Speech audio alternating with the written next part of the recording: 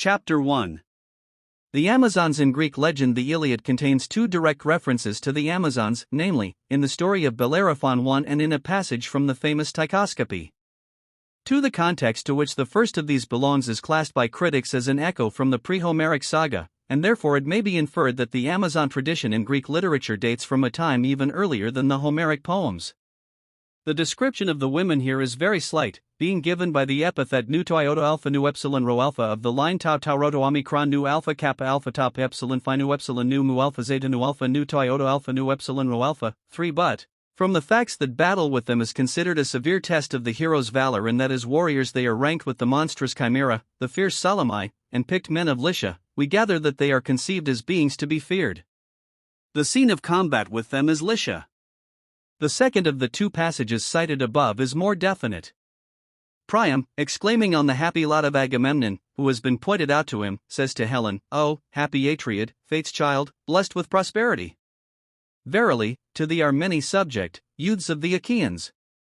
Once did I go to vine-rich Phrygia, where I beheld vast numbers of Phrygian men with swift-moving steeds, the people of Otreus and godlike Mygdon, who were then encamped by the banks of the Sangarius. For I was numbered an ally with these on that day when the Amazons came, pitted against men. Yet even these were not as many as are the quick-glancing Achaeans." Although the characterization is the same as in the Bellerophon story, mu alpha zeta nu epsilon nu to iota nu epsilon iota rho alpha iota, there is gain in that the impression of the Amazons as a mighty band of warriors is strengthened, also that the event has its place in the conventional chronology of Greek legend, antedating the Trojan War. It is to be noted, moreover, that here the Amazons are the aggressors on the confines of Phrygia. There is another allusion in Homer to the Amazons, although this is indirect rather than direct. It occurs in the second book of the Iliad, where the spot of assembly for the Trojans and their allies is designated. For there is before the city a certain lofty barrow, in the plain far away, standing detached on this side and on that, which men, forsooth, call Batia, but the immortals name it the grave of swift-bounding Marina. Here then were the Trojans numbered and their allies. The Scholiast and the commentary of Eustachius on the passage tell that this Marina was an Amazon, the daughter of Teucer and the wife of Dardanus, and that from her the city Marina in Aeolus was said to have been named. 5. It seems reasonable to suppose that the commentators are correct, for in later literature we hear much of an Amazon by this name, and there is frequent mention of graves of various Amazons, here and there in Greek lands, always regarded with wonder and awe akin to the reverence with which Homer mentions the tomb of Marina. The Amazons then, as they appear in the Homeric poems, are a horde of warrior women who strive against men, and with whom conflict is dangerous even to the bravest of heroes. They belong to Asia Minor, seemingly at home in the neighborhood of Lycia, and opponents of the Phrygians on the river Sangarius. About the grave of one of their number there lurks a hint of the supernatural. The poet does not say whether she was friend or foe of Troy.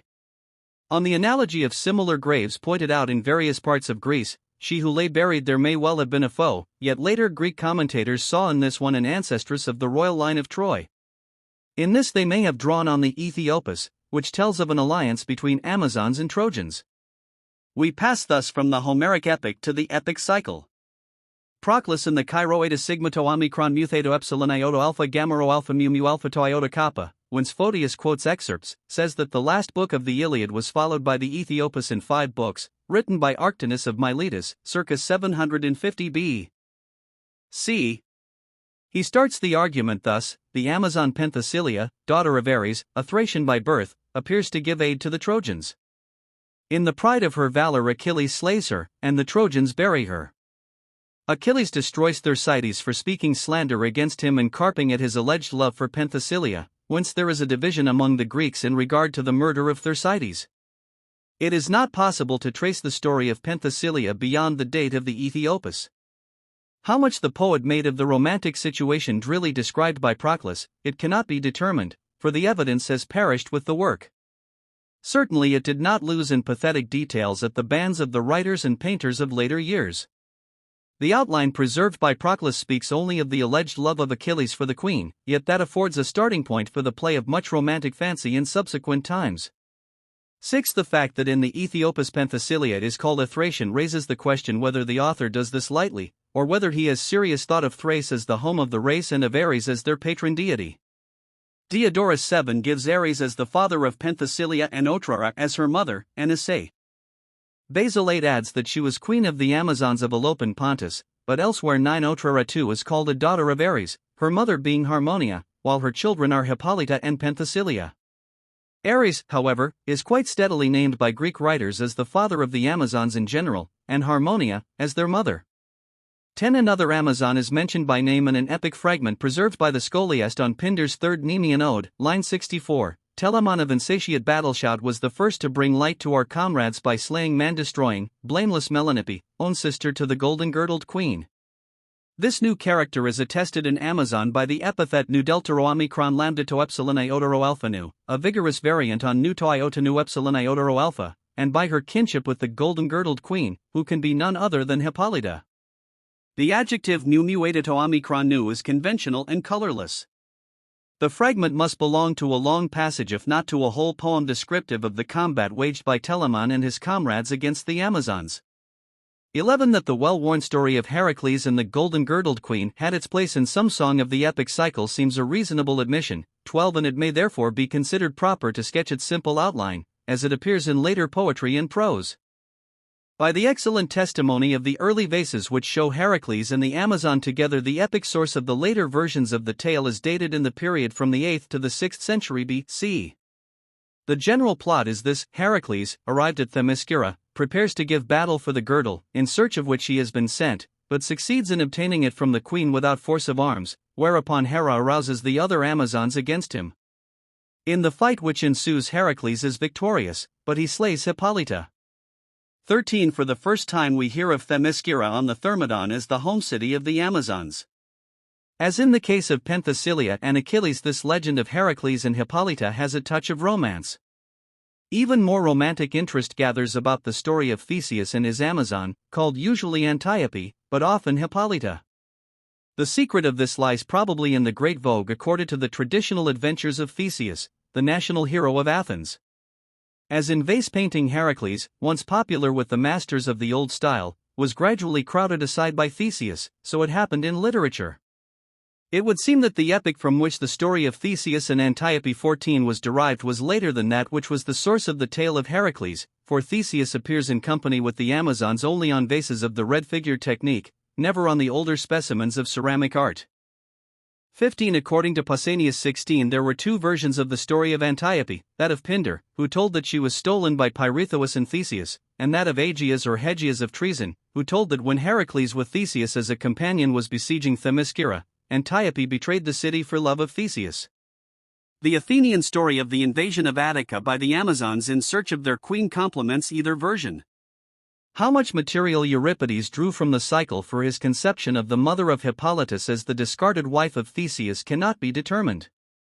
The contribution which the epic cycle seems to have made to the idea of the Amazons presented by Homer may be summed up as characterization of individuals of the race. To Homer, the Amazons are merely a horde of redoubtable warriors, who appear at the gates of the Asiatic world. To the later epic, they are a people who dwell in a city on the Euxine at the mouth of the Thermodon. They are thus conceived as a settled race on the outskirts of civilization. They belong to the eastern lands whither only adventurers and hardy colonists dared to sail. The stories told of their heroines, Penthesilea, Hippolyta, and Antiope, bring the race into direct contact with Greek legendary history. To say that in Homer the Amazons are creatures of fable, in the cycle women of romantic legend, and to the Greek historians a race of the barbarians, seems a more or less serviceable way of expressing the growth of thought on this subject, so far as it is now to be ascertained. The value of such a statement lies in its being suggestive, rather than strictly accurate in detail. It is only another way of saying that epic verse as a medium of narration had given place to prose. Evidently, the invasion of Attica, an event probably first described in the cycle, is the historic fact, as the Greek historians regarded it, on which all doubts about the reality of the Amazon 17 might be broken, for as a memorial there were to be seen many tombs of these women in Greek lands. 18 The tale which Pausanias 19 heard about the Hippolyta who was buried at Megara is probably typical of the poetic legends current among the country folk wherever there was the tradition of the Amazons coming. I will write her story as the Megarians tell it. When the Amazons made their expedition for Antiope's sake and were overcome by Theseus, it was the fate of the many to die in battle, but Hippolyta, who was sister to Antiope and was at that time in command of the women, fled with a few to Megara. But, inasmuch as she had fared so ill with her armament, and was cast down by the circumstances of the present, and was still more discouraged about a safe return to Themyscira, she died of grief, and the shape of her tomb is like to an Amazonian shield. The place given to the invasion of the Amazons in the chronicles of the historians seems to have been as fixed as that of the Trojan War. Herodotus 20 represents the Athenians claiming a post of honor before the Battle of Plataea, supporting their plea by these deeds of Eld, tau pi alpha lambda alpha iota first, their succor of the Heraclidi, second, their campaign against Thebes in vengeance of the dead followers of Polynices, third, their courage in the face of the invaders, coming from the river Thermodon, fell once upon the Attic land, and, finally, their inferiority to none in the Trojan War. The order of events here places this invasion before the Trojan War, a chronological arrangement in accord with the traditional date of Theseus. Herodotus, it will be observed, keeps to the geographical theory of the cycle, placing the home of these warriors on the banks of the Thermodon. Strabo 21 clearly follows Herodotus and his successors, for he calls the plain about Themyscira tau tau nu alpha zeta nu omega nu pi epsilon delta omicron nu, but Diodorus, 22 giving the account of Dionysius of Mytilene, who, on his part, drew on Thymoetes, 23 states that a great horde of Amazons under Queen Marina started from Libya, passed through Egypt and Syria, and stopped at the Caicus in Aeolus, near which they founded several cities. Later, he says, they established Mytilene a little way beyond the Caicus. In addition to Marina in Aeolus 24 and Mytilene on Lesbos, several cities of Asia Minor boasted that they were founded by the Amazons. 25 Consistent with these claims is the fact that in this neighborhood the figure or head of an Amazon was in vogue as a coin type. 26 And it is to be noted that such devices are very rarely found on coins elsewhere. In a fragment of Ephorus, who was a native of Syme and, therefore, presumably conversant with the details of the legends thereabouts, the Amazons are said to have lived in and near Mysia, Caria, and Lydia. This evidence as a whole seems to point, not to the plain at the mouth of the Thermodon as the traditional dwelling place of the race, but to a center much further west, namely, to that part of Asia Minor which borders on the Aegean. It is easy to reconcile this with the geographical setting of the story of Bellerophon, wherein Homer tells that the Amazons were sought and found somewhere near Lycia. Not far away are the island of Patmos, where there was a place called Amazonium, 27 and the island of Lemnos, where there was another marina. 28 Arctinus is said 29 to have introduced into the saga the motive of a cavalry combat waged by the Lydians and Magnesians against the Amazons, of which the scene would naturally be in this part of the world, but this same writer's statement, that Penthesilea, who came to the help of Troy, was a Thracian, directs the attention away from Asia Minor, 30 although Thrace lay just across the Hellespont, near the Troad. It may well be, however, that the thought of Thrace in intimate association with this queen is rather to be aligned with the facts indicating yet a third traditional home for the race, namely, in the regions of Scythia north of the Euxine and Lake Maeotis. Herodotus evidently considered Themyscira the original home of the Amazons. 31 At any rate, having once designated them the women from the Thermodon, he does not go back of the characterization in search of their antecedents. Perhaps the service which he does perform is of greater value, in that, by pointing out a group of people whom he believes to be descended from the Amazons, he seems to be pushing these forebears of the legendary time into the full light of history. He tells 32 of the migration of a band of Amazons into the wild northern region between the Black Sea and the Caspian, beyond Lake Maeotis and the Tanais. From their intermarriage with the Scythians the Soromati were descended, a Scythian tribe among whom the women were warriors and hunters. Other writers 33 also speak of the Amazons on the Maeotic Lake, a sheet of water best known to the Greeks by its western boundary, the Tauric Chersonese, the place where Iphigenia lived as priestess of the cruel goddess. Even the Caucasus Mountains and the hazily conceived Colchian land lay dearer to the Hellenic world than this savage Scythian region. Greek travelers brought back accounts of strange customs among these northern tribes. They told of the Tauri, that they immolated all shipwrecked strangers to their Artemis, 34 and of the Soromati, that none of their women married until she had slain a man of the enemy, 35 The Greek equivalent, nu deltaro omicron kapitano omicron iota, which Herodotus gives for the Scythian word meaning Amazon, omicron rope alpha to alpha, is strongly suggestive of the epithets, nu to iota nu epsilon iota rho alpha iota, and nu delta rho omicron lambda to epsilon iota rho alpha iota, used of the Amazons. 36 Aeschylus and the Prometheus bound 37 also associates the Amazons with the north. The geography of this passage is interesting in comparison with that of Herodotus, because the poet antedates the historian and therefore represents the vague reports of these regions which preceded the carefully considered mapping evolved by Herodotus. Aeschylus places the nomad Scythians far to the north, near the ocean, in which Strabo 38 follows him, whereas Herodotus 39 finds them definitely established on the Gulf of Carcinitis, west of the Tauric Chersonese. The Chalybes, whom Herodotus 40 and Strabo 41 locate south of the Black Sea, are by Aeschylus relegated to northern Scythia.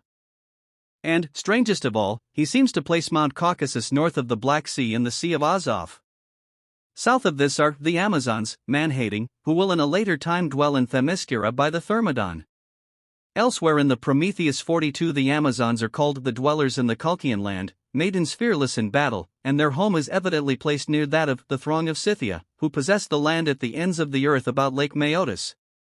In the Suppliants 43 Aeschylus speaks again of the Amazons, here is tau nu delta rho omicron upsilon kappa rho epsilon omicron beta rho omicron upsilon sigma tau mu alpha zeta nu alpha, a characterization which suggests another line of his, quoted by Strabo.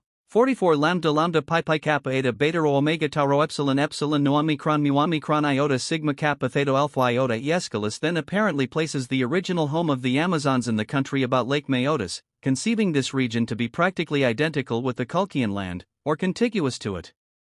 He speaks of their migrating thence to Themyscira, while Herodotus holds the opposite theory, that they migrated from an original home at Themyscira to Scythia. It seems proper to give the preference to the latter as the view commonly held in antiquity, for Herodotus is the later writer and the more scientific student of geography.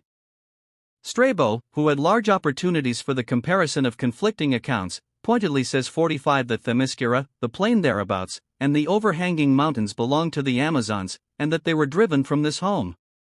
46 It may be concluded that there were three centers to which Greek tradition assigned the Amazons: one in Western Asia Minor, a large district in the form of a strip stretching from the Propontis to the tip of Lycia; the second in Pontus along the Euxine, with a western boundary at Sinope, an eastern at Colchis, and a southern undefined, somewhere in the interior of Cappadocia; a third in Scythia, conceived as the Tauric Chersonese, the regions east of Lake Maeotis, those north of the same lake, and probably also those which border the Euxine on the north and west, including Thrace. Each of these is an area so large that only by extension of the term may it be denoted a center. Threads of affiliation reach out also to Libya, Egypt, and Syria. Out of this maze the source of the Amazon legend is to be sought. To round out this brief summary of the geography of the legend, the list should be set down of the places in Greece proper which are especially mentioned in the tale of the invasion of the Amazons: Athens, 47 Treason, 48 Megara, 49 Chaeronea, 50 Chalcis in Euboea, 51 Thessaly. 52 But the story of the Amazons as the Greeks thought of them would not be complete without several additional details. Among these is the tradition, which has seized powerfully on the imagination of later times, that it was the custom of these women to burn out the right breast, in order that they might the better draw the bow. 53 The story is usually explained as an attempt to derive the word mu alpha zeta nu, from mu alpha zeta with prefix of privative. It seems probable that this false etymology grew out of the theory that the Sarmatians were descendants of the Amazons, for Hippocrates of Kos, a younger contemporary of Herodotus, gives a detailed account of the practice among the Sarmatian women. 54 Philostratus 55 takes pains to say that the Amazons were not thus mutilated. Most cogent as an argument against the universality of the theory in ancient times is the fact that nowhere among the extant remains of Greek art is there a representation of a single-breasted Amazon.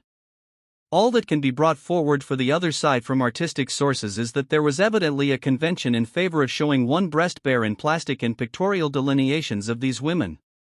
This naturally introduces the general subject of the treatment of the Amazons in Greek art. The battle between Greeks and Amazons was a favorite theme with the sculptors of friezes.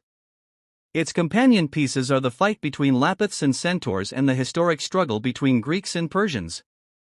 In each of these subjects, the Greek requisite of simplicity in art demanded that the essential element should be sought by analysis, in order that the composition might present the situation in a telling manner.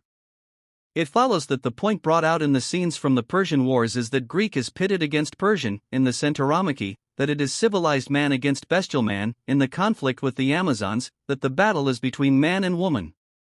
Therefore, the Greek artist emphasizes, in the first, the national dress of the combatants, in the second, the savage appearance of the monsters, in the third, the womanhood of the Amazons contrasted with the manhood of their enemies. Uniformly in the friezes, the Amazons are beautiful. Those who have fallen are treated by the artist with peculiar tenderness, those who are brought to bay are spirited and valiant, but also delicate and frail, those who are for the moment victorious show no savage exultation, as do the fierce centaurs in the same situation. Their costume is usually a short tunic girt up for action, frequently open at one side in order to display the woman's figure. The effort is always, not to show them to be foreigners who wear a fantastic garb, but to indicate plainly that they are women warring with men. The famous freestanding statues of Amazons which have come down to us, and which inherit the artistic tradition of the masters of the 5th century, 56 show the same sympathetic treatment. The face is calm and ideally beautiful, the body is that of a young woman in her prime, strong, supple, and graceful, dressed in a short tunic which leaves one breast bare. 57 There are also examples of the mounted Amazon in sculpture. Perhaps one of the finest bits in existence is the fragment of horse and woman rider from Epidaurus, now in the National Museum at Athens. This Amazon wears a short belted tunic and also a mantle fastened about her neck. She is remarkably lithe and beautiful, she sits her horse perfectly, best of all is the contrast between her slender body and the powerful and sinewy frame of the animal. In the museum at Naples there is a piece of sculpture in the style of a later period. It represents a dead Amazon, lying supine. She wears the conventional dress, the short tunic which reveals the bare breast, and under her is a spear. Her lips are open in the last struggle for breath. About the whole figure there is a note of sadness. The distended breasts suggest maternity, a detail which possibly indicates that the figure of a baby was originally grouped with this Amazon. Special interest attaches to this work as a type of the Amazon in the last days of Greek art, before its vigor had departed, for it is doubtless a detail, in close copy of the original, from the group which Attalus set up on the Acropolis at Athens. 58 In vase paintings, rather than in sculpture, we find the characteristic weapons of the Amazons, the shield shaped like an ivy leaf, 59 the Scythian bow, 60 and the battle axe. 61 Here also we see the mantle of panther's skin similar to that which Penthesilea wore in the painting by Polygnotus at Delphi. 62 The types of Amazons in vase painting are numerous. They are shown in every conceivable situation indicative of their prowess in battle and in the hunt, on foot, on horseback, in chariots, preparing for combat, taking the epheb's oath, bearing away the dead, and so on. 63 The groups on the vases frequently recall the friezes. In addition to these portrayals of the Amazons in general, the vases show scenes from the Heracles saga and from the legend of Theseus. The inference is inevitable, that among the great painters the Amazons were popular as a subject, for it is to be presumed that in these themes, as in others, the potters' workshops merely followed the fashion of the art which they distantly reflected. First-hand evidence of the manner in which painters managed the presentation is not available. The vases furnish the best information on this point, and their testimony may be eked out by a few passages from literature. 64 Such then in a general way is the tradition of the Amazons, which had an important place in Greek art and literature. This review is the natural introduction to the study of cults associated with these women, for without a clear understanding of the legend certain details of cult practice are obscure. The points which should bear emphasis are these: the persistent belief among the Greeks in the real existence of Amazons, the conception of them as unusually fierce warriors, and this in spite of various tendencies of thought destructive of such an idea, the habit of associating them with certain definite geographical centers. Chapter 2. The Great Mother. More primitive than the worship of the gods under anthropomorphic form is the custom of reverencing this or the deity in beatific or aniconic shape, a habit of religious cult for which there is ample evidence in the writings and monuments of the Greeks. This evidence, however, usually indicates such worship only in very early times, showing that it gave place here and there to a more highly developed stage, that of iconic symbolism, but there are examples of this primitive conception of deity in late times. Conspicuous among these survivals is the worship of Cybele under the form of the Black Stone of Pessinus in Phrygia. By order of the Sibylline books, the cult was transplanted to Rome, in 204 BC, as a means of driving Hannibal out of Italy. 65 Apollonius 66 represents the Amazons engaged in ritual exactly similar to that of Pessinus, venerating a black stone placed on an altar in an open temple situated on an island off the coast of Colchis. The character of the worship which he depicts makes it probable that he drew his information on this point from an early source, especially since we learn from Diodorus 67 that the Amazons paid marked honor to the Mother of the Gods, consecrating to her the island of Samothrace, setting up her altars there, and performing magnificent sacrifices. At any rate, the two passages substantiate the fact that the Amazons were votaries of the Mother, who was known both as Rhea and as Cybele. One story 68 told that Scamander introduced the rites of the Cretan mother into Phrygia, and that they were firmly established at Pessinus on the Sangarius as a chief center, where the goddess received from the mountain ridge overhanging the city the well-known name, Dindymene. 69 Another account 70 had it that the home of Phrygian Cybele's worship was in Samothrace, whence Dardanus brought the cult to Phrygia. An attempt to rationalize the two legends developed the tale 71 that Coriba of Samothrace, son of Demeter and Jason, introduced the rites of his mother into Phrygia, and that his successors, the Carabants of Mount Ida in the Troad, passed over to the Cretan mountain of the same name, in order to educate the infant Zeus. In the minds of the various writers of antiquity to whom we are indebted for all that we know about orgiastic cults, there is such confusion that we are left in ignorance of accurate details which would serve to distinguish sharply one cult from another. We are informed on several points, however, concerning the worship of Cybele, the great mother of Phrygia, considered apart from other cults similar in character and expression. Her worship at Pessinus in particular is most important to an inquiry concerning the Amazons, because there, attested by history, was the same beatific form of the goddess under which the Amazons were said to have venerated her. Roman writers naturally, after the black stone had been set up in their city, were moved by interest and curiosity to examine the legends connected with the cult, and so it happens that to these sources we owe many facts, often gleaned from the poets of the early empire who looked with disgust on the great vogue of this orgiastic cult in their day. Cybele of Pessinus was served by eunuch priests called Galli. 72 This office of priesthood, which was considered very honorable, seems to have commemorated the devotion of Hades to the goddess. Fortunately, we have a record 73 of the peculiar form which the legend of Hades assumed at Pessinus. Here he was regarded as the son of a maiden by the fruit of an almond tree, which sprang from the bisexual Aegisthus. Aegisthus 74 loved him and made him her Pergros and Gallus. From the same source, Pausanias, we learn the Lydian variant of the story. 75 In this he is called the son of Calos of Phrygia.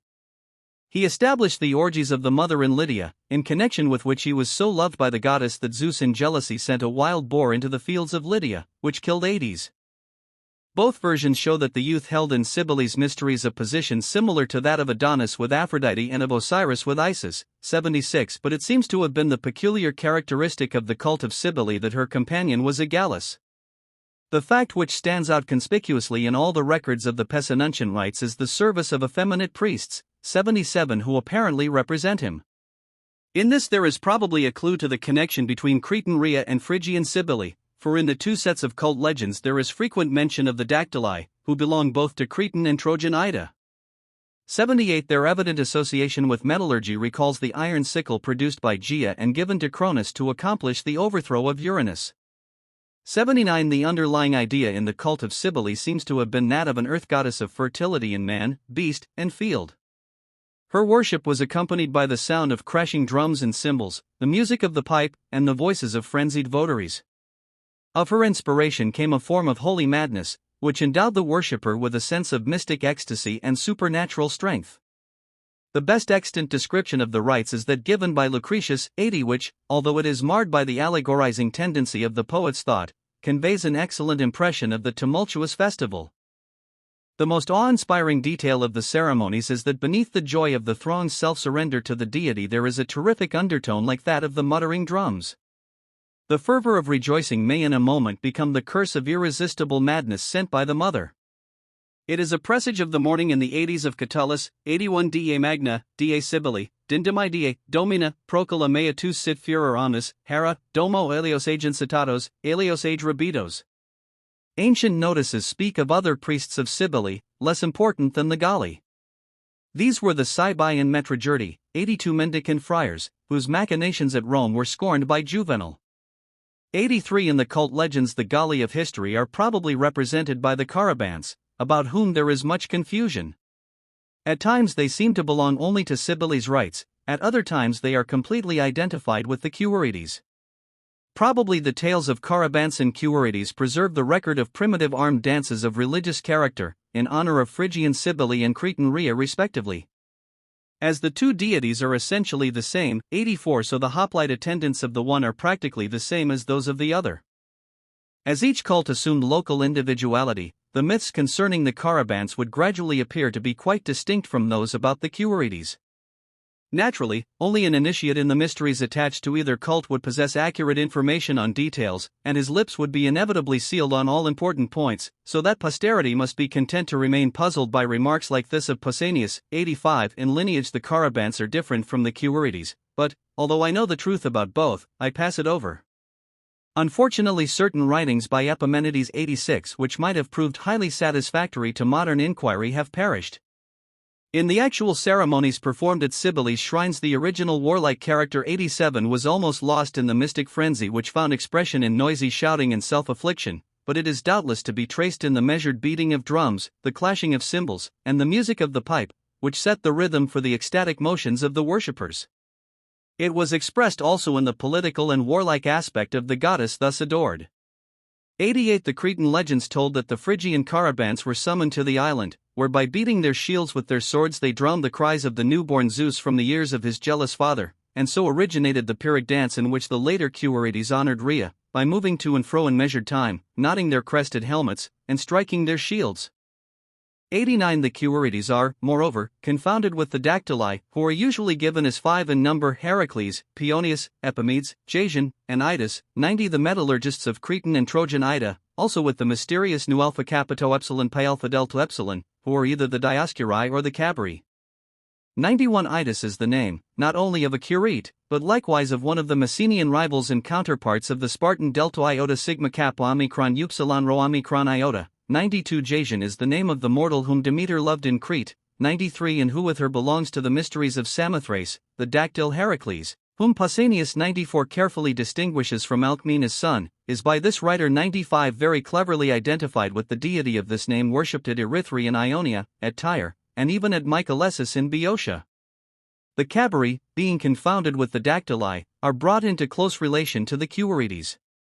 On the other hand, they are confused with the Carabants through Coriba, son of Jason and Demeter, who was said to have introduced his mother's worship into Phrygia from Samothrace. 96. Of the Cabiric mysteries very little can be said with certainty, except that Demeter was here revered as the mother of Plutus by Jason. Herodotus, 97, himself an initiate, believes the mysteries of Samothrace to be of Pelasgic origin. He hints at a connection between these rites and the Pelasgians introducing Hermes at Athens. Furthermore, he describes 98 the type under which the Cabri were portrayed in plastic art, that of a pygmy man, precisely like the Pataeusai, or grotesque figureheads which the Phoenician triremes carried. Excavations at the Cabirium and Thebes have yielded a unique class of vases which confirm his statement. 99. Their chief interest, apart from the peculiarities of technique, is in the frank caricature shown in the painted figures. The scenes are chiefly Dionysiac in character, from which it is to be inferred that the Theban Cabirus was a form of Dionysus, but this hardly agrees with the words of Pausanias, 100, who uses the plural number of the Cabri at Thebes. He says that he is not at liberty to reveal anything about them, nor about the acts which were performed there in honor of the mother, that he can only say that there was once a city on this spot, that there were certain men called Cabri, among whom were Prometheus and his son, Aeneas, and that the mysteries were given by Demeter to the Cabri. This account favors Welker's theory 101 that the Cabri were the burners. In this capacity they would approach closely to the Dactyli. But they are not for this reason necessarily divorced from companionship with Dionysus, whom Pindar 102 calls the Perdros of Demeter, K alpha lambda kappa omicron kappa rho omicron upsilon pi rho epsilon delta rho omicron nu delta eta muto epsilon rho omicron. The epithet chi alpha lambda kappa omicron kappa rho omicron upsilon shows the intimate bond between Demeter and the mother of the gods. 103. Dionysus is placed naturally at the side of the former, since his worship, in cult and in legend, is to be classed with that of the great mother of Phrygia, Rhea's double. 104. Demeter is indeed the earth mother of Greece, on whose cult ideas were grafted which belong to the ceremonial of the mother in Phrygia and Lydia. 105. So it is not strange that the Samothracian goddess closely approximates the form of Cybele, and that we find the Amazons consecrating this island to the mother of the gods. 106 But there is room for much conjecture concerning the meaning of the connection between the Amazons and the deity of Samothrace. 107 It is probable that there is some bearing on this in the legend of the settlement of Samothrace recorded by Pausanias. 108 This tells that the people of Samos, driven out by Androclus and the Ephesians, fled to this island, and named it Samothrace in place of the older name, Dardania. The charge which Androclus had brought against the Samian exiles was that they had joined the Carians in plotting against the Ionians. It would appear then that these colonists of Samothrace were bound by strong ties, probably of blood, to the pre-Ionic population of Ephesus and its environs, by whom the shrine of Ephesian Artemis was founded, a shrine indissolubly connected with the Amazon tradition. 109 With these facts must be considered the opinion of Herodotus that the Samothracian mysteries were of Pelasgian origin. In Samothrace there were also Carabantic rites of Hecate. These were performed in the Zorinthian cave, 110 from which Apollo and Artemis derived an epithet. 111 The sacrifice of dogs to Hecate held a prominent place in these mysteries. This sacrificial rite is so infrequent in Greek religion that it commands special attention wherever it is found. The Carabantic rites of Samothrace show that Hecate of this place was closely akin to the goddess of the same name, who was worshipped with Zeus Panamerius at Lagina in Caria, the chief center of her cult in Asia Minor. 112 Strabo 113 classes her cult as Phrygian Thracian. Farnell 114 comments on the close connection between Artemis Pharia of Thessaly and this Hecate and suggests Thrace as the home of the cult. Some supporting evidence for this opinion may be obtained by comparing with the statement that dogs were offered to Hecate in Samothrace, a remark of Sextus Empiricus, 115, that the Thracians used this animal for food. In Lemnos there were similar Carabantic rites in honor of Bendis, who was thus brought into relationship with Samothracian Cybele and her reflex Hecate, as well as with Cretan Rhea. 116 This great goddess of Lemnos is Thracian Bendis, the fierce huntress of the two spears and the double worship, of the heavens and of the earth, who received human sacrifice in her own country. 117 She entered the Greek pantheon as Thracian Artemis, closely allied to Cybele and Hecate. She has a counterpart in Phi Omega Sigma Phi Rho Omicron, from whom the Thracian Bosphorus was named, a goddess in whose rites the torch has a conspicuous place. 118 Thus a long list may be made out of female deities who show the general characteristics of Phrygian Cybele, the Lydian mother, Cybele or Cybele, Rhea of Crete, Hecate of Samothrace and Lagina, Bendis of Thrace and Lemnos, Cappadocian Ma, 119 Britomartis, or Dictina, of Crete, who is Aphia at Aegina, 120 The Syrian goddess of Hierapolis, 121 Several forms of Artemis, of the Tauric Chersonese, of Broron, of Laodicea 122 of Ephesus, 123 Artemis Aphrodite of Persia. 120 For the conception common to all these is that of a nature goddess, whose rites are orgiastic, and whose protection, as that of a woman warrior, is claimed for the state. It is probably correct to assume that Artemis Tauropolos, to whom Diodorus 125 says that the Amazons offered sacrifice, is a form of Cybele, presumably Tauric Artemis. Therefore this name should be added to the list. It deserves special prominence, because the Amazons are shown to have been her votaries. In connection with Aphrodite, who, like Artemis, although less frequently, was identified with the mother, Arnobius 126 relates that in a frenzy of devotion to this deity the daughter of Agallus cut off her breasts, a story strikingly reminiscent of the tradition of single-breasted Amazons, and also suggestive of the fact that there were Galli in certain forms of Aphrodite's worship. 127 The cult of Cybele seems to have been an indigenous religion in Phrygia and Lydia, 128 duplicated in almost all its essential details by that of Cretan Rhea. Since the Cretan rites of the mother, in all probability, belonged originally to the Edo-Cretan population of the island, a non-Hellenic folk apparently, who seem to have been akin to the Asiatic folk not far away, 129 Rhea Cybele may fairly be regarded as the deity of a common stock in Crete, Phrygia, and Lydia.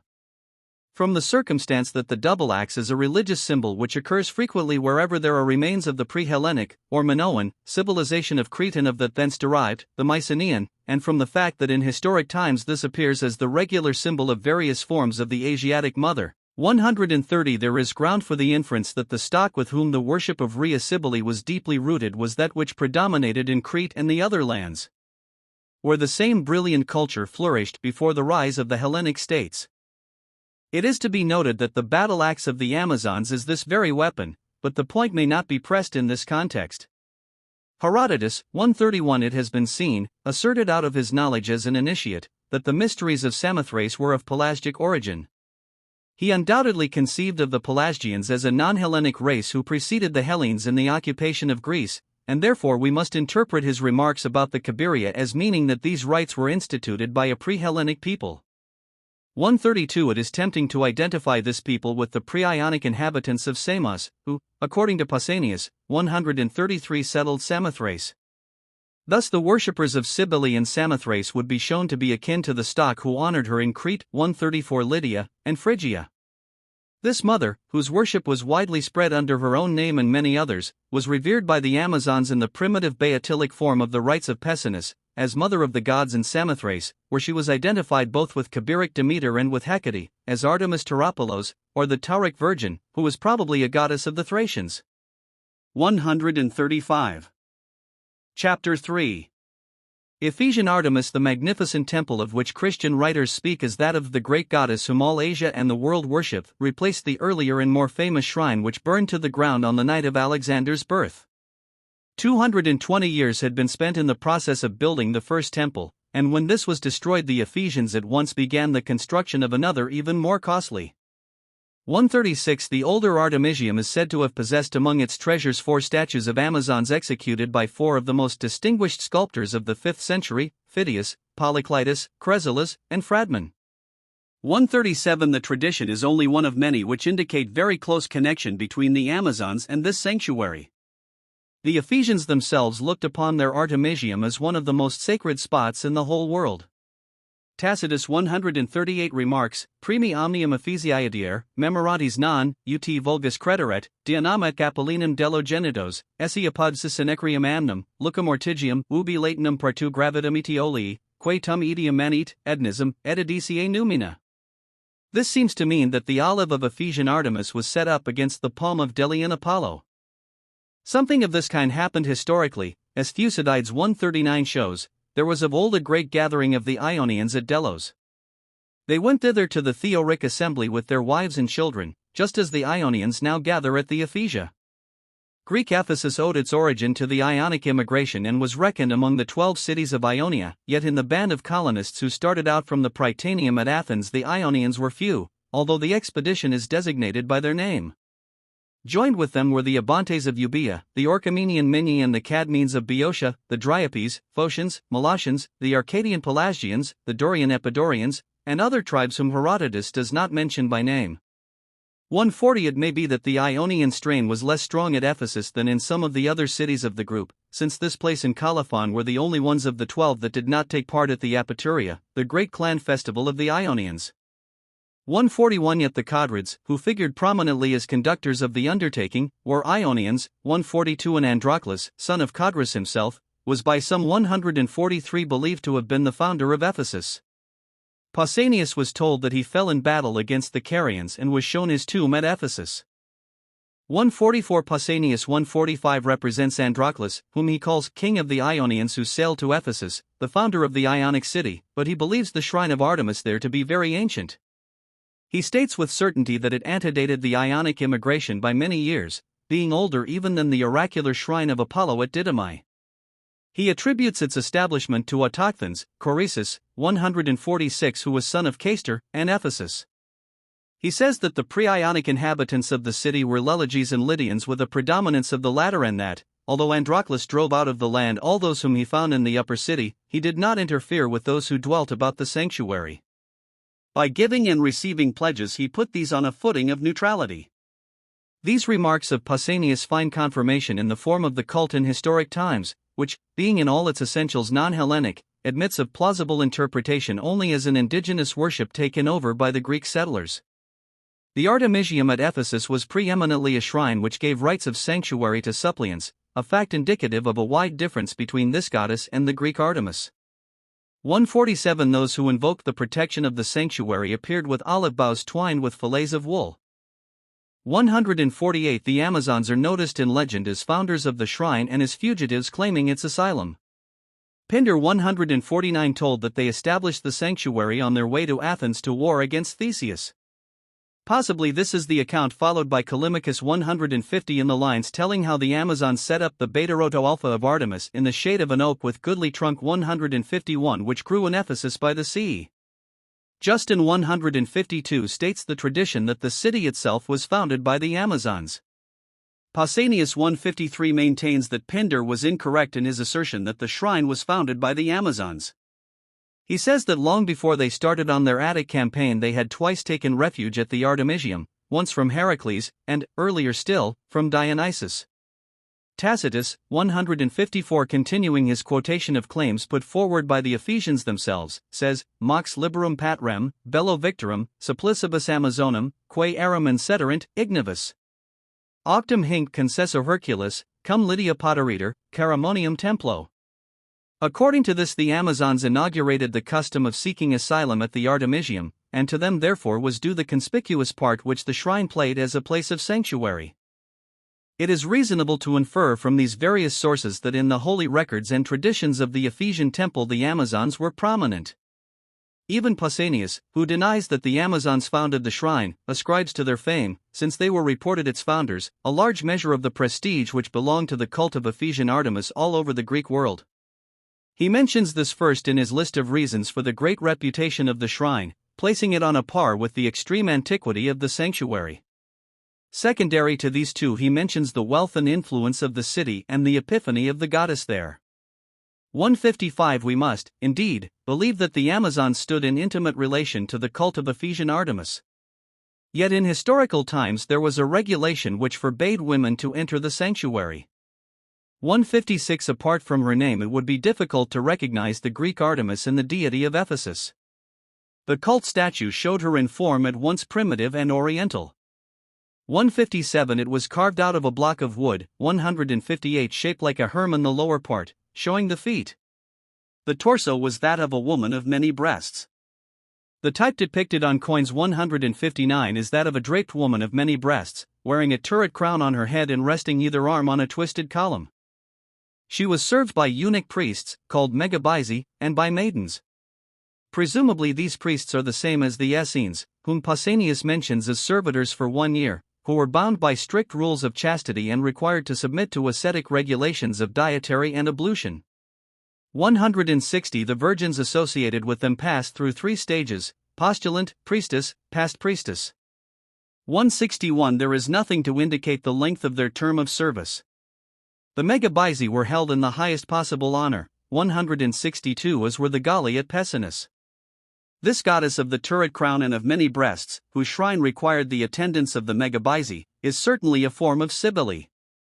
If we were guided solely by the remark of Pausanias 163 that the sanctuary was founded by the pre-Ionic people of the region, that is, by Leleges and Lydians, among whom the latter were more numerous, we should expect to find the Lydian mother worshipped here. The name Artemis, under which the goddess appears, indicates that the Greek colonists appropriated the cult which they found. The Lydian mother was evidently identical with Magna Mater of Phrygia.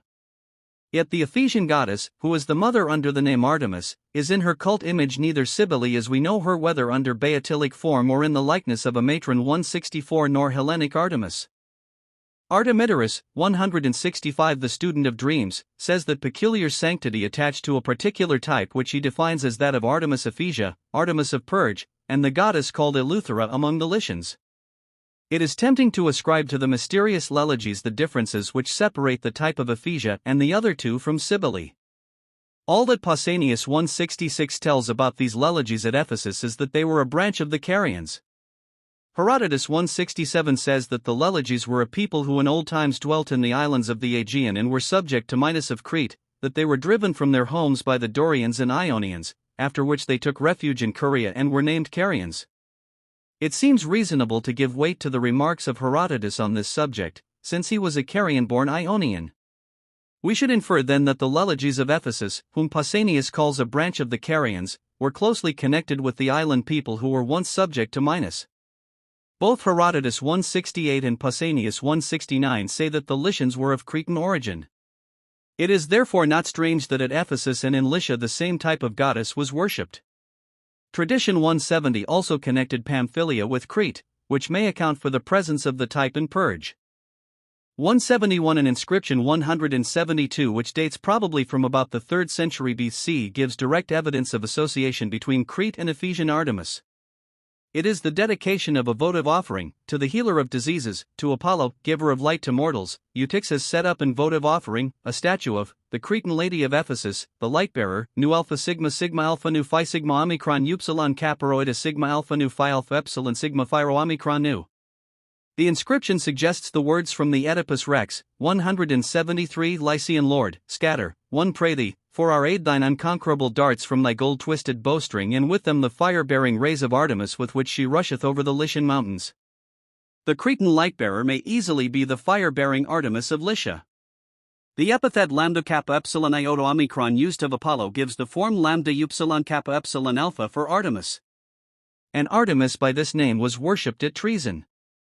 170. For the local exegetes were unable to explain the application of the epithet.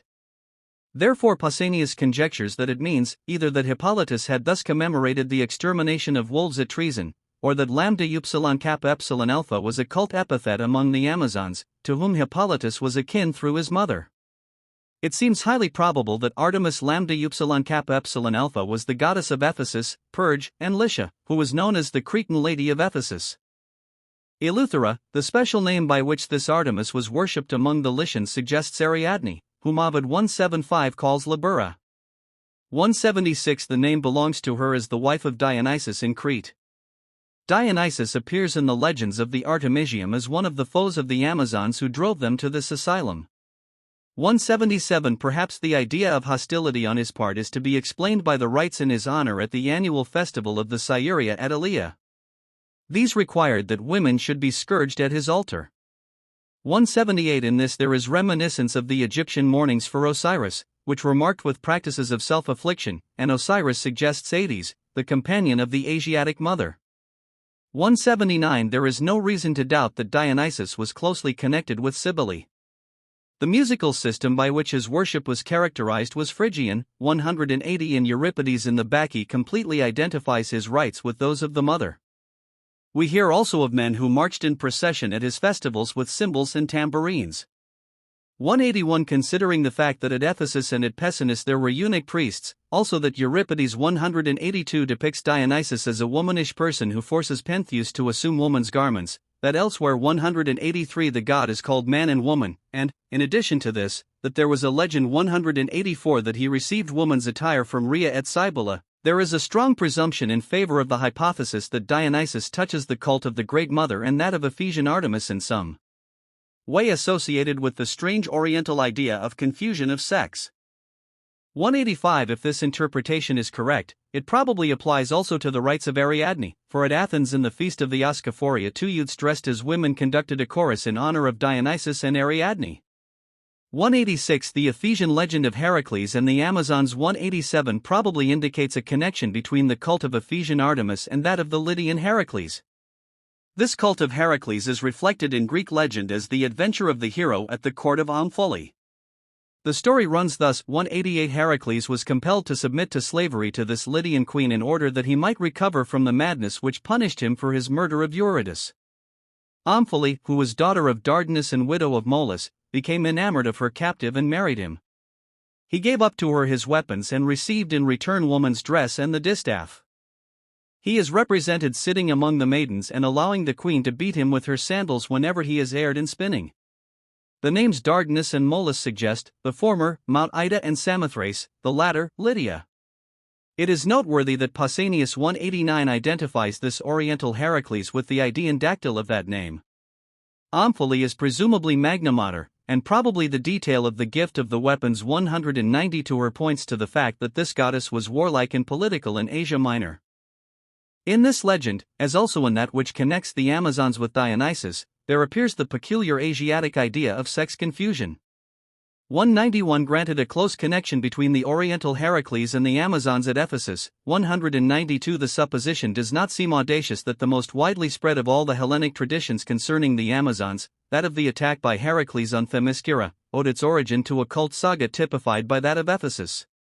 To summarize, there is close connection between the Amazons and Ephesian Artemis, a type of the mother showing Cretan Lycian affiliations.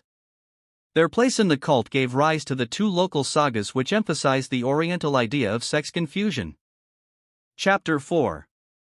Artemis Astratea and Apollo Amazonius. Pausanias 193 says that there were two ways of accounting for the name of the town Pyrrhus in southern Greece. One derived it from Pyrrhus, son of Achilles, the other, from Pyrrhus, a god of the so-called Cuorites. There was also a local story that the town was settled by Silenus from Malea. Pausanias adds that the people about Malea explained how Silenus came to be called Pyrrhus also, but he does not give the explanation. He concludes his remarks about the town with these words: "In the marketplace there is a well of water which they believe was given to them by Silenus. There would be a dearth of water, if this well should fail." The gods who have sanctuaries in their land are Artemis, surnamed Astratea, because the Amazons here ceased their forward march, and Apollo Amazonius. The statues are both Zoanna, and they say that they were set up by the women from the Thermodon. Thus the sole mention of these two cult epithets, presumably of great value to the investigator of the Amazon tradition, occurs in a passage which offers no help toward understanding them and in a puzzling context. It is strange to hear of the Amazons in Laconia, a canton in no way associated with the stock-tale, as we know it, of the invasion of Attica.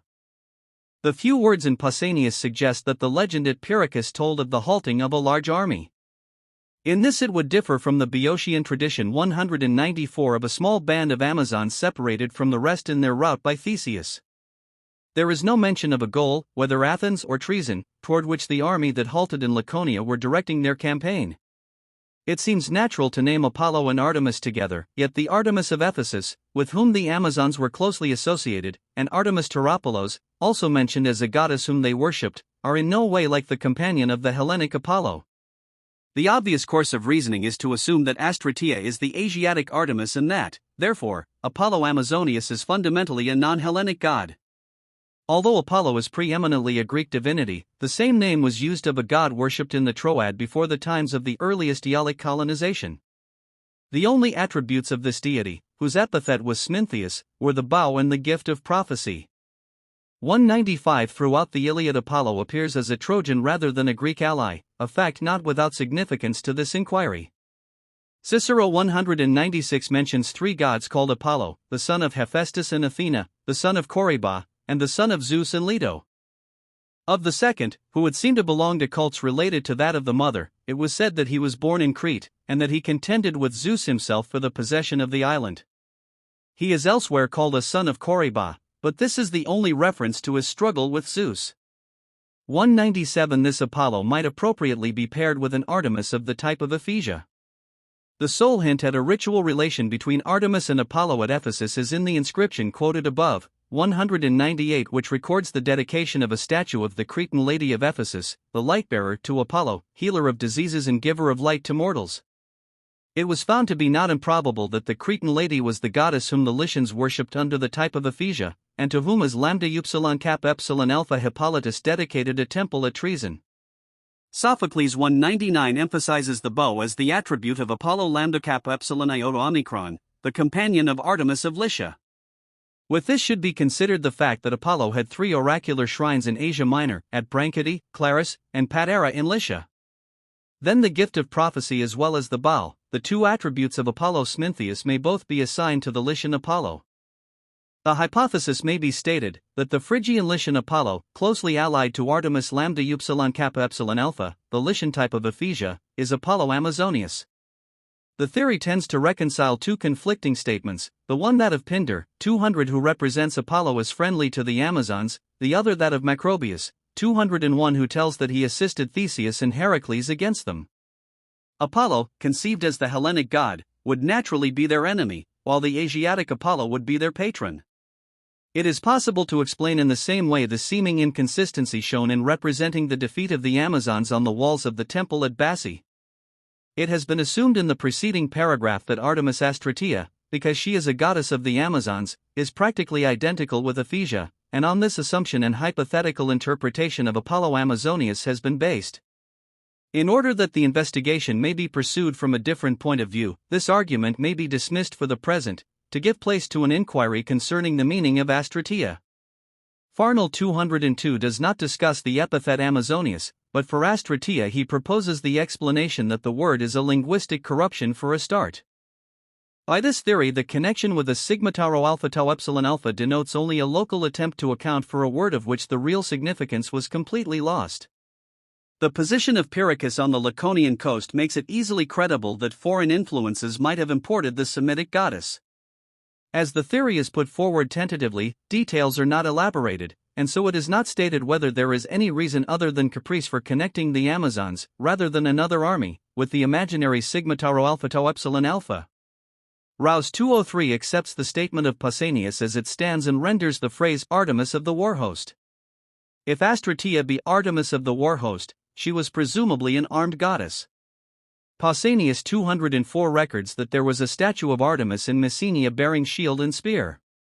At Laodicea there was the conception of an armed Artemis, as shown by coins, and since the Laodiceans claimed to possess the original cult statue of the Byrrhonian goddess, 205 who was identified with the Tauric Virgin, 206 there is reason to believe that these two types of Artemis, Byrrhonia and Taurica, depicted her as an armed goddess.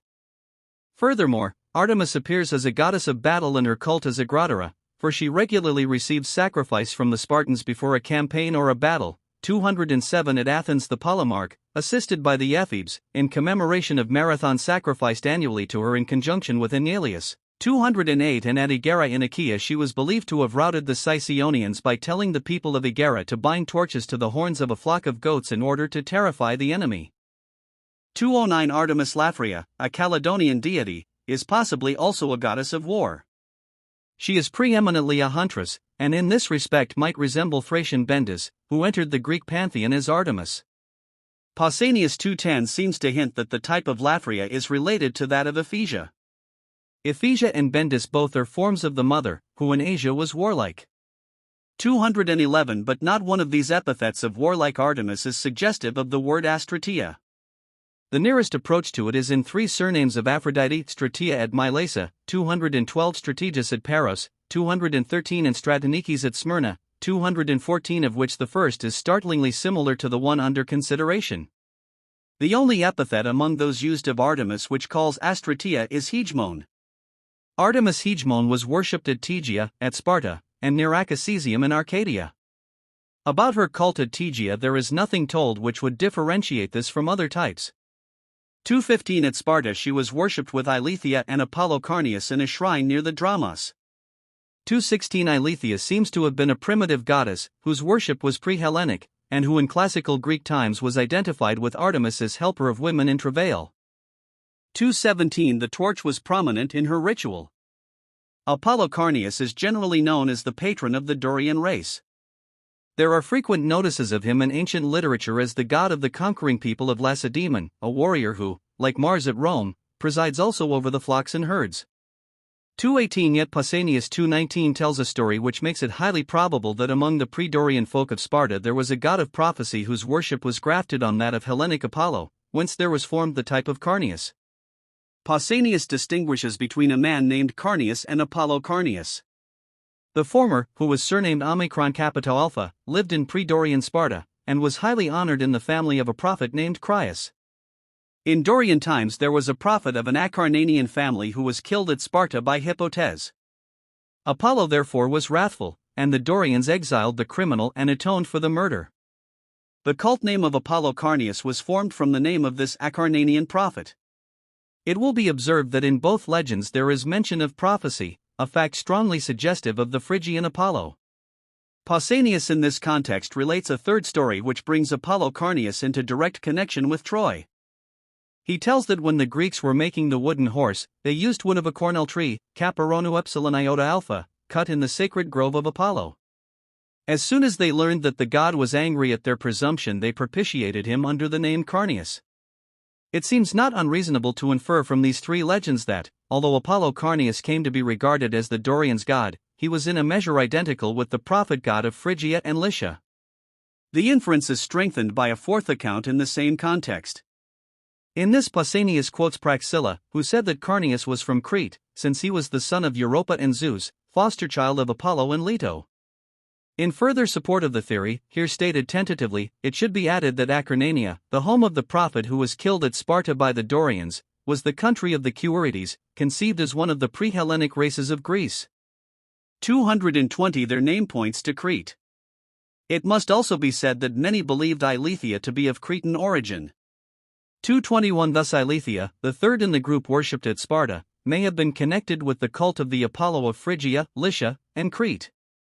In the shrine of Artemis Hegemon near Acasesium, the cult statue showed the goddess with torches in her hands. 222 This temple gave access to the sanctuary of Despina. 223 In which Demeter was worshipped as the mother of Despina. The cult legend made Artemis the child of Demeter rather than of Leto. Therefore, beside the throne of Demeter there was a statue of Artemis, who was represented as a huntress with quiver, hunting dog, and a mantle of stag's skin. In one hand she carried a torch, in the other two serpents.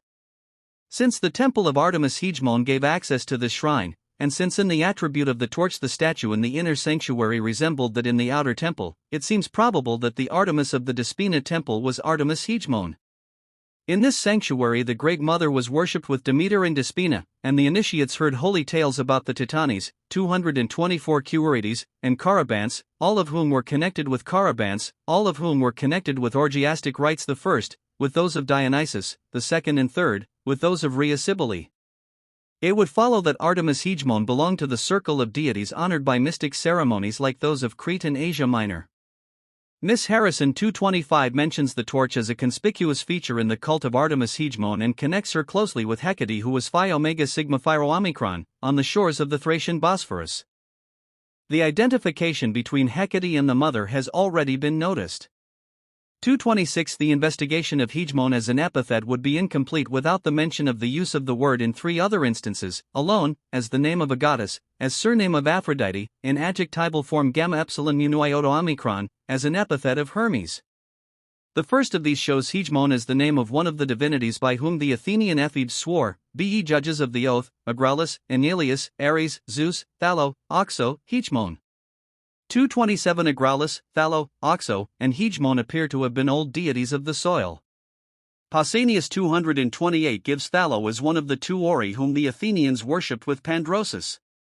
He gives Oxo and Hegemon as the two Charites who had been revered at Athens from of old Kappa Pi Alpha Lambda Alpha Iota Omicron. 229 The evidence for the worship of Aphrodite Hegemon is an altar basis found on the Acropolis at Athens with the inscription Phi Rho Omicron Delta Tau Gamma Epsilon Mu Nu To Omicron Delta Mu Omicron Upsilon. 230 Epigraphical evidence also furnishes the epithet hegemonious with Hermes. The inscription 231 comes from the site of the Metrum at the Piraeus, where Hades was worshipped with the mother, and it is therefore presumable that this Hermes belongs in some way to this Asiatic cult. It is possible to interpret Hegemon as an epithet indicating warlike character. The phrase, leader of the people, applied to Aphrodite at Athens, suggests this. The Hegemon whom the Ephebes invoked may have been regarded as such a leader. That as a Charis she was a primitive goddess of the soil tends to support the theory, inasmuch as early divinities are frequently both givers of fertility and protectors of their people in battle. It has been seen that this was the case with Apollo Carneus at Sparta. It is noteworthy that there he was associated with Artemis Hegemon. This combination of qualities is displayed by the Great Mother and those resembling her. It has been noted that the Arcadian cult of Artemis Hegemon was in some way closely related to that of Despina, a goddess whose rites were connected with the Carabantic rites of Demeter and the Asiatic mother. Furthermore, the likeness between Artemis Hegemon and Hecate confirms the theory. But whether Artemis Hegemon gained her epithet from a warlike character or not, she is undeniably a goddess whose attribute was the torch, and in this she approaches several of those forms of Artemis which are admitted to be martial. 232 Artemis Agratera was a huntress like the Artemis, probably Hegemon, beside the throne of Demeter in the sanctuary of Despina. Like her, and also like the Artemis of the outer shrine, who was certainly Artemis Hegemon, she was a goddess of the torch. The fact comes out in the story of the rout of the Sicyonian army at Egara. In the version which the Pseudo-Plutarch gives of the ceremony in which the Polemarch and Ephebes sacrificed at Athens in memory of Marathon, he substitutes Hecate for Artemis Agratera, the name given by Pollux. Artemis Laphria, who seems to have resembled Ephesia, was honored at Patrae in Achaea in an annual festival of fire. 233 Into an enclosure about her altar all sorts of wild beasts were driven to be burned alive. Like Agrattara, and, presumably, like Hegemon, she was a huntress. Another huntress was Thracian Bendis, who was nearly related to Hecate and the Mother, and who was taken over by the Greeks as a form of Artemis. Her rites required torches. 234 The torch does not appear as a feature in the Hellenic worship of Artemis until the 5th century BC. After that, its connection with the cult becomes steadily more and more prominent.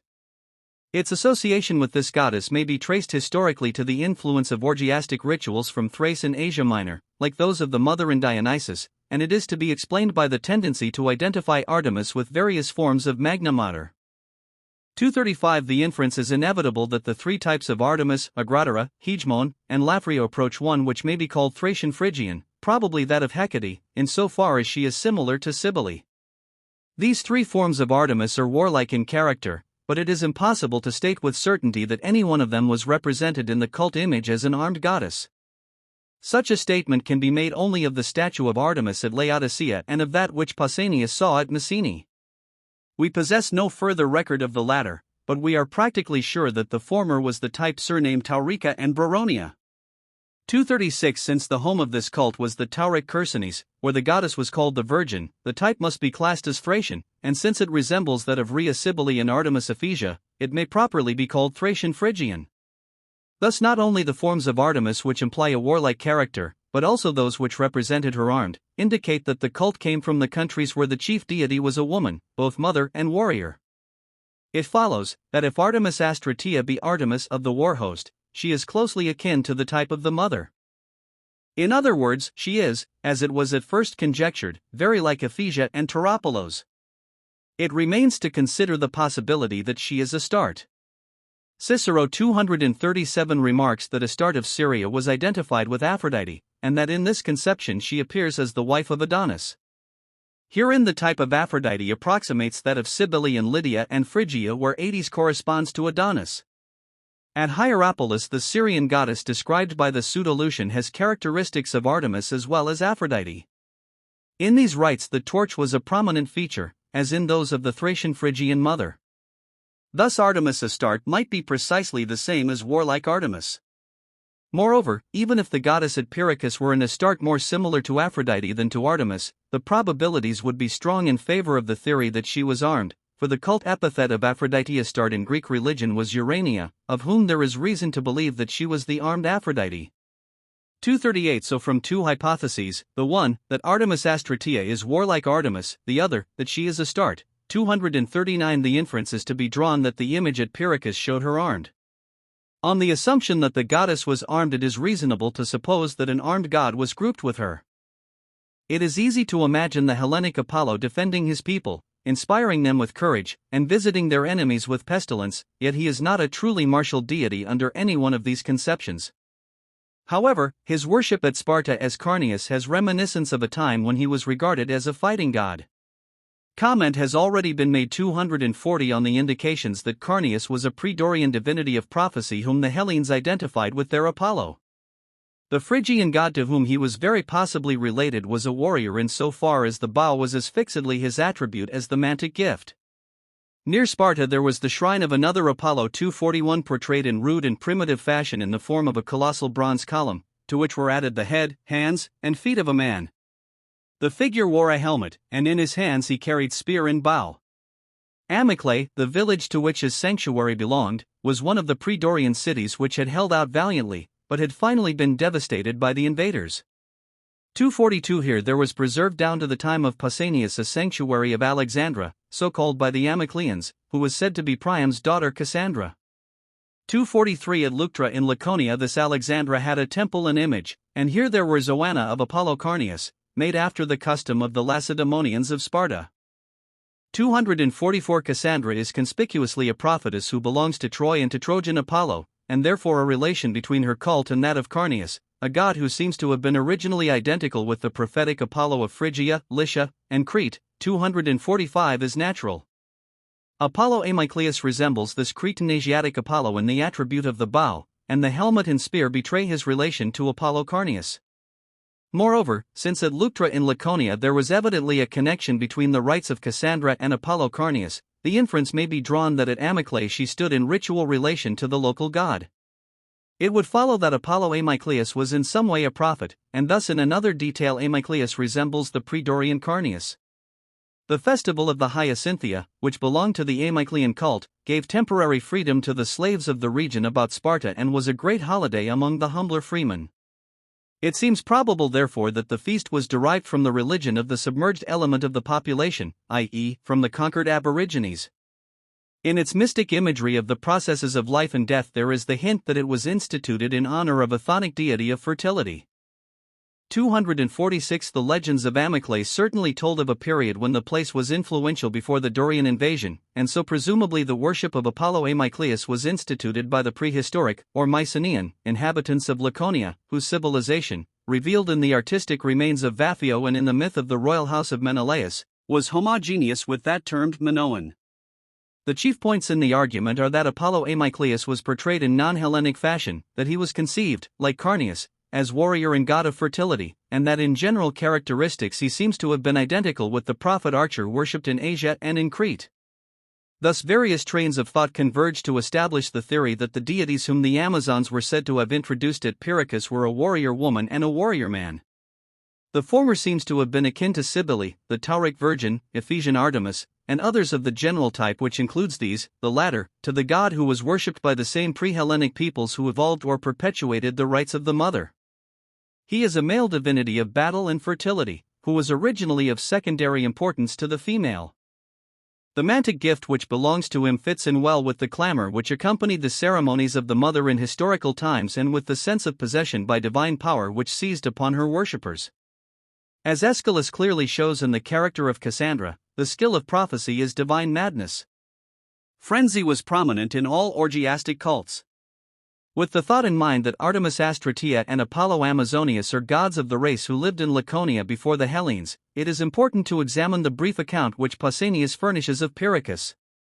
247 The town was said to have been named either from Pyrrhus or from Pyrrhus, the latter a god of the so-called Cuorites. It is natural that the epic tales about the house of Menelaus at Sparta should have been in vogue elsewhere in Laconia.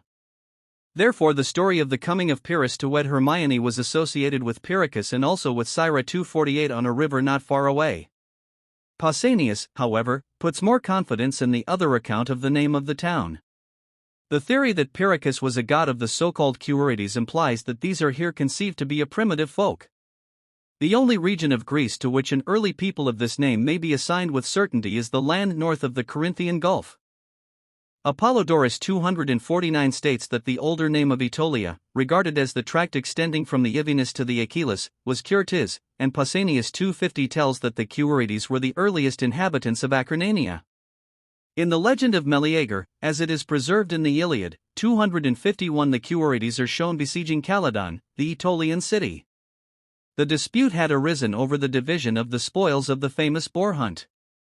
The death of Meleager, who gives his life for the city, is ascribed in the Homeric version to the prayers of his mother Althea, who had cried on Hades and Persephone to destroy him in vengeance for his having slain her brother, a prince of the Cuorites.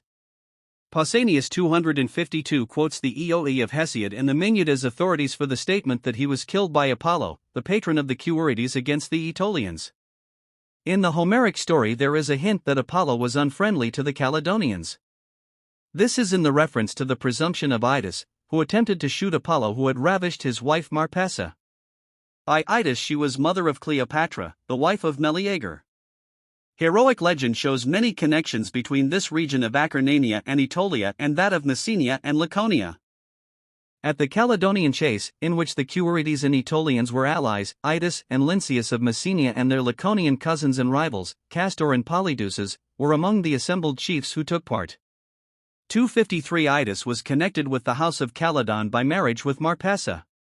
254 Thestius, brother to Marpessa's father and king of Pleuron, the city of the Cuorites, married his daughter Althea to Ennius of Calydon. 255 and his daughter Leda to Tyndareus of Sparta. 256 Thus the Dioscuri, Leda's children, were related to the Cuorites of northern Greece.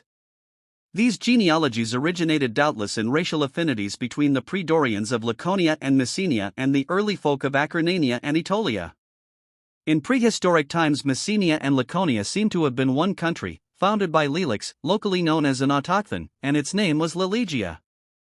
257 The Dioscuri were worshipped from of old both in Messenia and in Laconia as Theta Epsilon Omicron Mu Epsilon Gamma Lambda Omicron Iota, and as such they were easily confused with the Cabiri and also with the Idaean dactyli. 258 Thus the argument leads to a connection between this folk called Cuorites and the people among whom the orgiastic worship of the mother was indigenous, and so it seems natural that the armed dancers who attended Cretan Rhea should have been named Cuorites. The mention of the Leleges in Laconia and Messenia establishes direct connections with the prehistoric Aegean civilization, which was tributary to the Minoan, and also with the early races by whom the sanctuary of Ephesian Artemis was founded. 259 There are the same implications in the statement 260 that Pyrrhicus, a god of these Cuorites, was another name for Silenus. The oldest and most persistent legends in regard to Silenus connect him with the country about the Meander in Phrygia. 261 He belongs to the rites of Dionysus, which were intimately related to those of the mother. The Kabiric mysteries probably combined the cult of a form of the mother with that of Dionysus, whence arose the story that Dionysus was the son of Cabirus. 262 Dioscuri, Cabiri, Anax, Dactyli are all in a certain sense the same. Hence we may think of this Pyrrhicus as a Predorian, or Lelegian, member of the circle of deities among whom the mother was chief. He was probably at once Cabirus, Dactyl, and armed dancer. That he was the last is implied not only by his place among the Cuorites, but also by the fact that his name is that of the famous dance at Sparta. 263 The study of the Cuorites of Laconia yields evidence in accord with that gathered from other courses of reasoning adopted above. The forerunners of the Hellenes in Laconia seem to have been akin to the people of Acarnania, where Apollo was the patron of the Cuorites, the original home of the prophet Carneus. They seem also to have been related to the race who worshipped the mother under the type of the goddess of Ephesus. It must be concluded, therefore, that Artemis Astratea was a form of Ephesia, and that Apollo Amazonius was the prophet archer who was worshipped with her at Ephesus, and whose cult belonged to Phrygians, Lycians, Cretans, and the pre-Hellenic folk of Greece. Chapter 5 Ares The legend of the Amazons was not superficially rooted at Athens. This is proved by the fact that it found expression in cult practice at one of the greater festivals of the state. Before the sea, the Athenians annually offered sacrifice to the Amazons, thus commemorating the victory of Theseus over the women. The decisive battle was said to have been fought on the day marked by the oblation of the Bodromia. 264 Plutarch 265 bases his belief in the reality of the invasion of Attica on 3 points: the place names, Amazonium and Horcomosium, the presence of graves of the fallen, the yearly sacrifice to the Amazons. The general view of ancient writers 266 is that the Amazons made the Areopagus the basis of their operations, having established their camp there in a spot thenceforth called the Amazonium. 267 Aeschylus 268 derives the name of the hill itself from the fact that there the Amazons offered frequent sacrifice 269 to Ares while they held it as a citadel against the Acropolis. The statement is remarkable in view of 2 facts which seem to show Ares as the patron of Theseus rather than of the Amazons. Plutarch, 270 quoting Clydemus, says that before entering the critical battle with the Amazons Theseus sacrificed to Phobos, son of Ares, and hereby won the day. The tradition 271 at treason told that Theseus commemorated his victory over the Amazons there by dedicating a temple to Ares at the entrance to the Genethlium. It is therefore impossible to determine the exact relation in which Ares stood to the Amazons in the story of the invasion of Greece. All that may be said is that his name belongs to the saga of Theseus and the Amazons in the 2 accounts, the Attic and the Troezenian. It must be added that the saga bears the marks of great age. Herein Theseus is not an intruder, as he evidently is in the tales of the storm of Themyscira, nor is he a substitute for Heracles. The story is primarily concerned with Theseus himself, the great hero of the 2 states. While in the former it is connected with ritual acts, in the latter it is hallowed by association with the Genethlium, the traditional birthplace of Theseus. 272 Moreover, on the tradition of the Amazons at Treason rests the story of Hippolytus, whose sepulchre assured the safety of the nation. 273 The Attic traditions about Theseus were concerned chiefly with his adventures in Crete. With retrospect toward these, the Athenians celebrated the festivals of the Ascaphoria, the Pyanepsia, and the sea. Ariadne, as it has been stated, 274 was probably a Cretan goddess, with whose worship at Athens are to be connected the rites of the Ascaphoria, wherein 2 youths disguised as maidens led the girls' chorus. The implication is that the Oriental idea of sex confusion was associated with the festival. It seems therefore that the ceremonies instituted by Theseus reflect the Anatolian worship of Cybele. It accords with the customary restraint of Hellenic habits that the Oriental idea shown in the cults of Cybele, Ephesian Artemis, and the Syrian goddess, manifested itself at Athens merely in a pleasing mask. The name of Theseus also connected treason with Crete. Phaedra, the wife with whom he lived at Treason, is famous as the destroyer of the Amazon's son, Hippolytus, and as another princess of the house of Minos. Thus, in its twofold aspect, the tradition of Theseus suggests the time when Minoan Crete was preeminent. It may be that the association of the Amazon legend with the tale of Theseus is to be ascribed to some such source. In that case, Ares, a deity whose cult had slight prominence in Greece, might, by reason of his place in the saga of Theseus and the Amazons, be connected with the cult of Aphrodite Ariadne. There is this suggestion in a note from Olin which Pausanias 275 inserts in the account of his visit to the shrine of Hebe at Phlius. Olin connects Ares with Hebe as her own brother, born of Hera. Her shrine at Phlius is shown to be very old by the fact that her worship here was in the strictest sense aniconic. Her annual festival of the ivy cuttings has al hint of Dionysus and even of the ivy-shaped shields of the Amazons. From other sources it may be gathered that she was akin to Aphrodite Ariadne.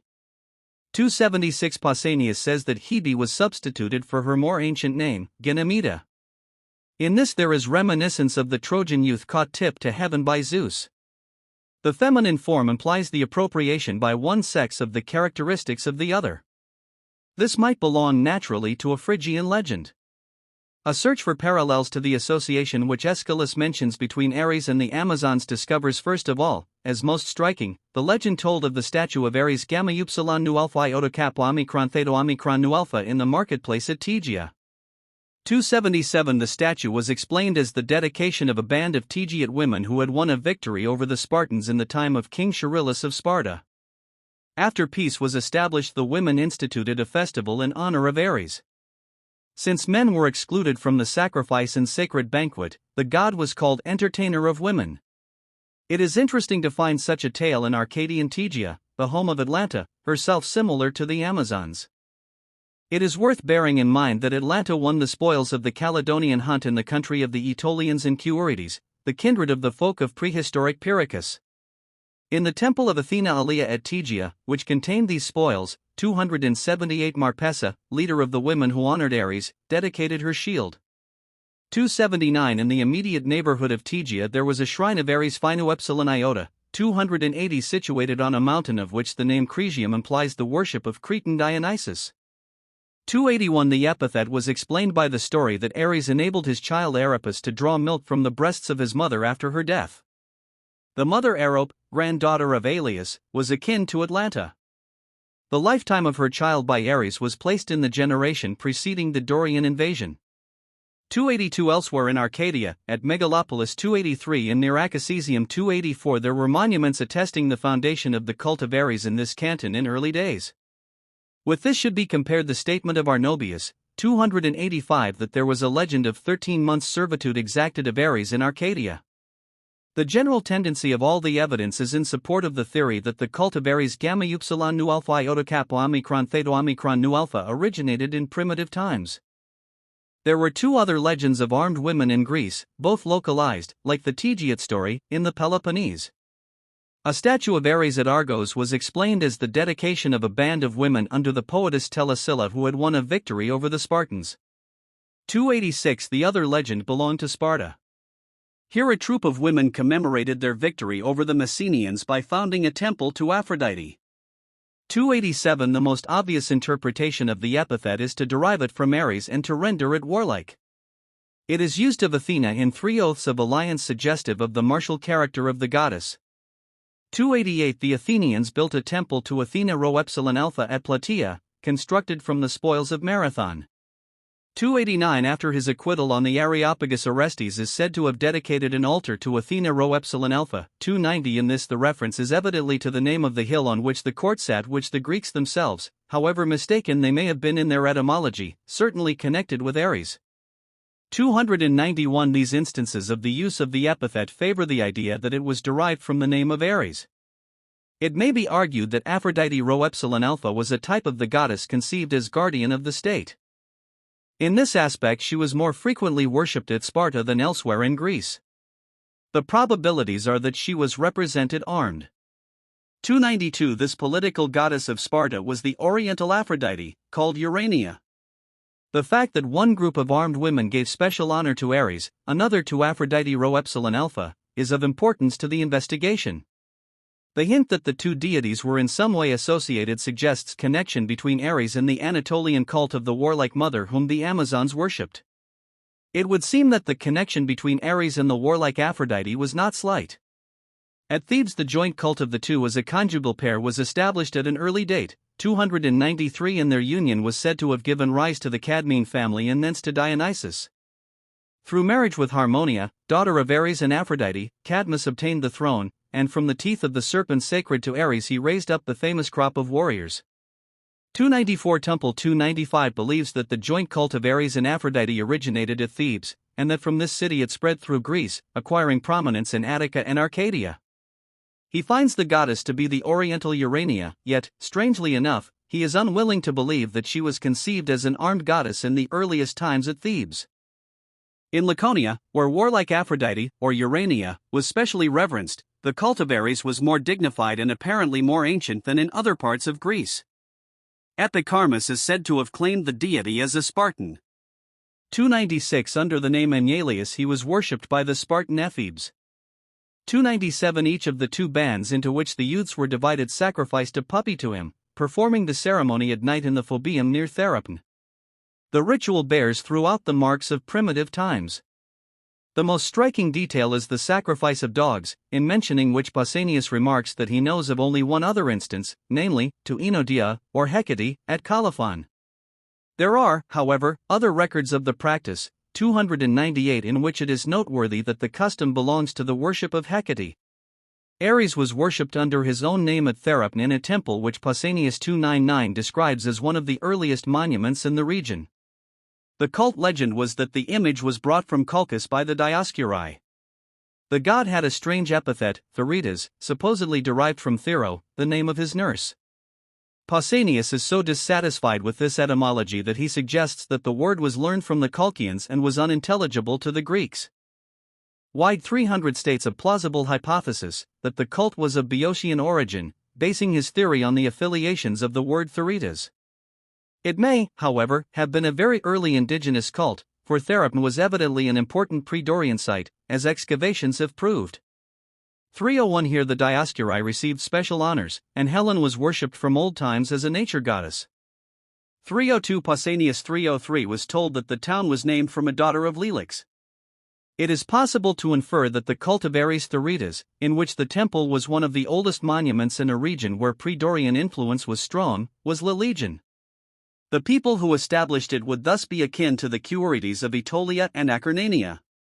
The connection with the Dioscuri favors the theory. 304 There are two other examples of the Laconian worship of Ares. As Aeneas 305 he had a statue at Sparta near the Dramos, which represented him in fetters. In ancient village, a hamlet near Geronthri, he had a sacred grove and temple. Here there was an annual festival from which women were excluded. 306 It is, on the whole, safe to conclude that in Laconia Ares was revered in early times.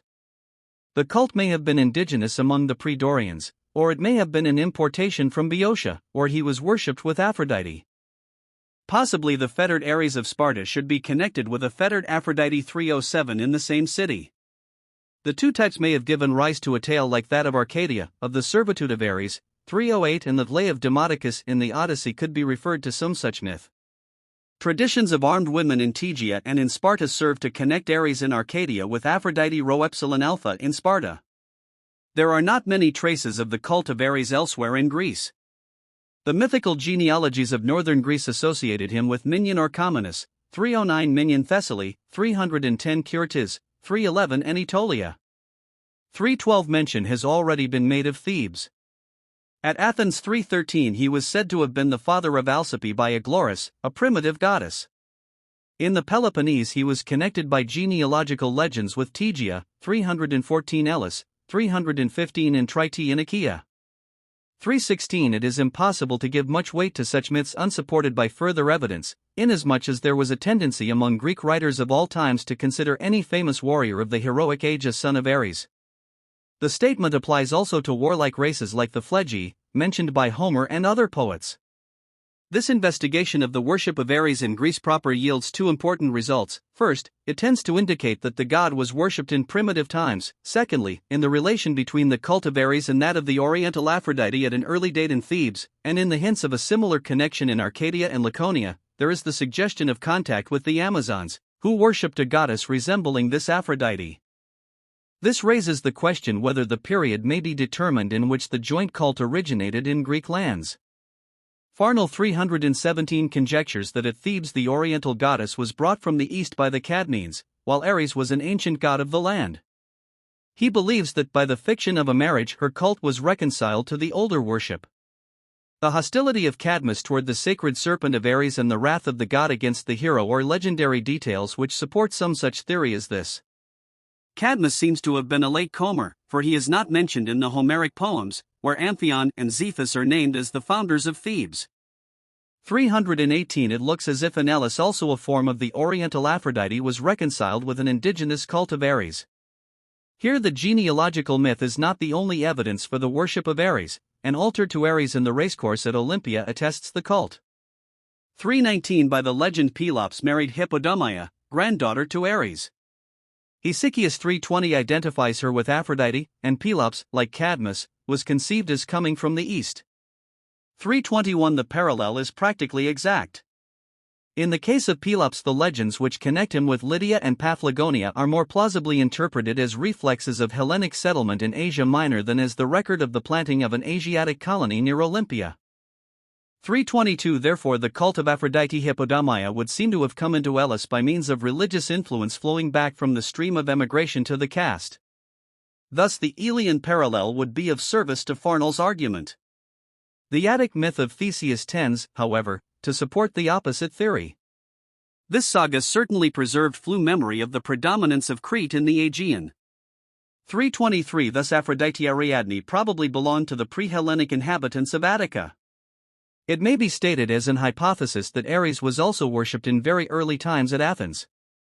The evidence is this: his connection with Aglaris, who seems to have been a primitive goddess. 324 The invocation of Ares and Enyalius in the Ephebes Oath, which associates him with Aglaris, the Attic Charites, and Hegemon.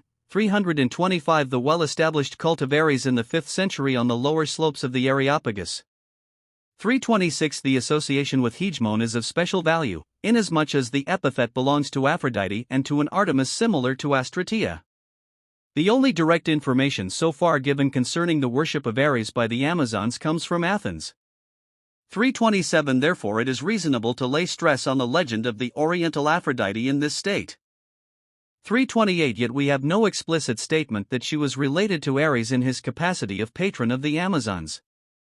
The nearest approach to a solution of the problem is possibly to be found in the ancient association between Ares and Inio. 329 Inio was apparently identified with the armed goddess of Cappadocia who was known as Ma, who, in turn, was identified with Cybele as mother of the gods. 330 Aphrodite Ariadne and the armed Aphrodite are in a measure forms of the mother. Hence by an equation Aphrodite under these two types becomes identical with Inio, the companion of Ares. The evidence thus far gathered for a relation between Ares and the Amazons may be stated. 1. Aeschylus mentions their habitual worship of this god while they were besieging Athens. 2. Plutarch represents Theseus at this time sacrificing to Phobos, son of Ares. 3. Pausanias describes the temple of Ares at Troezen as a trophy of the victory of Theseus over the Amazons. 4. In the association between Ares and Aphrodite in several places, in similar association between Ares and Inio, and in the identification both of this Aphrodite and of Inio with the mother whom the Amazons worshipped, there are obscure indications of his belonging to the rites of the mother. 5. There are fairly good reasons for holding that Ares was an early, or pre-Hellenic god. According to this evidence, it is presumable that the connection between Ares and the Amazons was indirect rather than direct. A striking fact should be added. Wherever there were memorials of the Amazons in Greece at Athens, Troezen, Megara and Cheironia in Boeotia, Chalcis in Euboea, 331 Thessaly 332 there are some indications in each canton that the cult of Ares was there in early times. There are two other sets of records which belong to the discussion of the cult of Ares in its relation to the Amazons. Of these, the first is a small group of ancient references to the Amazons as children of Ares. Euripides 333 terms them rho epsilon alpha cap rho alpha, a phrase echoed in the Latin mavortia applied to one of them. 334 The term is of no value toward establishing a theory of a cult relation with Ares, for it is colorless as are the familiar epic phrases, Zeto omicron rhoeto omicron and Theto epsilon rhope omicron nuto epsilon rhoeto omicron, applied to warriors. Elsewhere, however, the Amazons are conceived as actually daughters of the god. The stock genealogy assigned to the race made them the children of Ares in Harmonia 335, while Otrara is individually named as the child of these parents.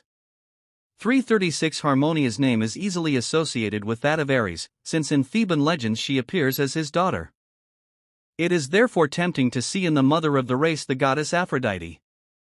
But it is impossible to follow out the clue. The relationship is manifestly a stereotyped one, manufactured by logographers.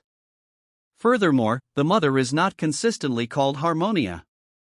At times she appears as Armenia 337, from which it may be inferred that the name of the mother of the Amazons came from the study of geography, and that Harmonia's crept in as a corruption. Arctinus 338 called Penthesilea a Thracian and the daughter of Ares. Possibly the theory that the race in general were children of Ares may have originated thus, or in some other poem of the cycle. If the Amazons had not been conspicuously warriors, and if it were not at first sight a figure of speech to term a band of women the children of the war god, it would be easier to judge whether these statements are poetical or representations of the view of genealogists. The reference to Thrace is more valuable. Herodotus 339 shows that the cult of Ares was important here, for he says that the Thracians worshipped three gods, Ares, Dionysus, and Artemis. As it has been said, the sacrifice of dogs in the Spartan ritual of Enyalius finds its only parallels in the rites of Thracian Hecate. 340 Many modern authorities 341 believe that the cult of Ares was of Thracian origin. 342 The rites of Dionysus, to whom he was akin. 343 belong also to the orgiastic ceremonies of Phrygia. In general, as it has been noted, there is striking similarity between the cults of Phrygia and those of Thrace. This comes out strongly in the worship of the mother. It is noteworthy that the custom of sacrificing dogs, a conspicuous and difficult feature in the rites of Ares and also of Hecate, belonged to the Carian worship of Ares. 344 It should be added that at Lagina in Curia the orgiastic worship of Hecate was established with the peculiar characteristic of the cult of Cybele at Pessinus and of Artemis at Ephesus. 345 Thus from all sides the theory finds support that the cult of Ares should be classed as Thracian Phrygian and connected with that of the mother. The inference is that the pre-Hellenic Ares of the Greek mainland was a god of the people who had a prehistoric culture allied to the Minoan. Apollonius Rhodius 346 represents the Amazons engaged in a ritual as strange as the sacrifice of dogs, which suggests Thrace and Curia. He relates that on Ares Island in Pontus they sacrificed horses in the temple of Ares. An obscure record of this is apparently preserved by the scholiast on a line in the Lysistrata of Aristophanes. 347 The scholium mentions no deity by name, it merely comments on the legend that Amazons sacrificed horses. Ares is not elsewhere than in the passage from Apollonius named as a god thus worshipped, and possibly here, even in the temple of Ares, the ritual is to be referred rather to the worship of Cybele under Baetylic form than to that of Ares. The victim was a rare one among the Greeks, belonging to Apollo, Helios, the wind gods, and especially to Poseidon. It may be that the words of Apollonius imply a connection between the cult of Ares and that of Poseidon Hippias. At Troezen the temple of Ares gave access to the Genethlium, probably a shrine of Poseidon. 348 At Athens there was the story of the murder of Halirrhothius, son of Poseidon. 349 At Olympia the altar of Ares was dedicated to Ares Hippias. 350 The cult of Poseidon Hippias at Athens seems to have been in some way connected with that of the pre-Ionic Semni, or Eumenides, both at Colonus Hippias and on the Areopagus. 351 Possibly the Troezenian legend of the death of Hippolytus suggests jealousy between Ares, a divinity of the Amazons, and Poseidon, the reputed father of Theseus. The ritual of horse sacrifice among the Amazons may be the basis of the tradition that they were skillful horsewomen. The sacrifice of horses to Ares is recorded as a custom of the Scythians, 352 a people who apparently associated the horse with funerary oblations. 353 The best example of this sacrifice in the rites of the war god comes from Rome. 354 Where on October 15 there was an annual race of Baigai in the Campus Martius, after which the near horse of the winning pair was sacrificed to Mars, and his blood was allowed to drip on the hearth of the Regia. Probably the blood of this sacrifice was afterwards mixed with the ingredients of the sacred cakes.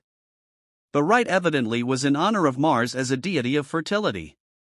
He was undoubtedly worshipped by the primitive Romans in this capacity as well as in that of warrior. 355 Apparently then the poetic legend of the Amazons offering horses to Ares presents him in a very primitive aspect with the suggestion that he was a chthonic deity of fertility. As warrior and giver of increase he resembles Apollo Carneus. Ascolium 356 furnishes information which strengthens the supposition that he was in his primitive form a nature god. This tells of an obsolete custom in time of war, by which the signal for attack was given by priests of Ares called Pyupsilon Rhophyroomicron Iota, who hurled lighted torches between the two armies. This suggests the orgiastic cults of Thrace and Phrygia, in which the torch was a prominent feature. It belonged also to the ceremonies of fire in honor of Mars in primitive Rome. 357 Even in ancient times there were conflicting theories concerning the provenience of the cult of Ares. Arnobius 358 says, "Cas Spartanum fuis Martem, prodidit? Non epicarmus octor vester? Cas is Thraciae finibus procreatum? Non Sophocles Atticus Cuntus consentientibus theatris? Cas mensibus in Arcadia tribus et decem vinctum? Cas Canes ob Caribus, cas ob Scythibus Asinos immolari? Non principaliter cum ceteris Apollodorus?" The general tendency of the evidence is in the direction of the theory that Ares was an ancient god of the Thracians, of the pre-Hellenic peoples of Greece, and of the races who worshipped the mother in Asia Minor and Crete. As a god whom the Amazons worshipped, he does not appear to have been as important as the mother. The records of his association with them are few and confused. The best evidence is doubtless that furnished by the extant accounts of the saga of Theseus and the Amazons, to which Ares belongs, although it is not possible to define his position. The saga is of special importance in being analogous to the Ephesian tales of Heracles and Dionysus. Conclusion: The Amazons were votaries of Cybele, Artemis under the surnames Ephesia, Tauropolos, Lycia, and Astratea, Apollo called Amazonian, and Ares. The striking feature of the list is the homogeneity of its components. This is no fortuitous circumstance, for the authors from whom it has been compiled are many, and they belong to widely separated generations. The list represents classical opinion, both Greek and Latin, on the nature of the divinities whom the Amazons were conceived to have served. It must be concluded that these women were associated with the cults of primitive deities of fertility and of war, among whom a woman was the chief figure, and of whom the rites were orgiastic. In historical times such cults may be classed as Thracian Phrygian, and they are to be referred to the people who inherited both the blood and the spiritual traditions of the great prehistoric civilization of the Aegean Basin, of which the brilliant center seems to have been Crete.